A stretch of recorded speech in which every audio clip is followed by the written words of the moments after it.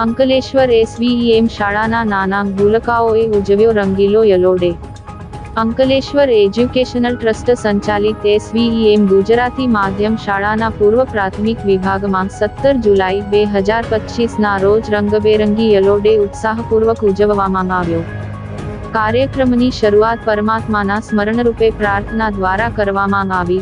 ત્યારબાદ શિશુ વર્ગ 1ના નાના બાળકો દ્વારા પીળી પીળી બસ ચાલી જાય ગીત પર જીવંત અભિનય રજૂ કરવામાં આવ્યો, જેને સૌએ ખૂબ માંગ અપાવ્યો.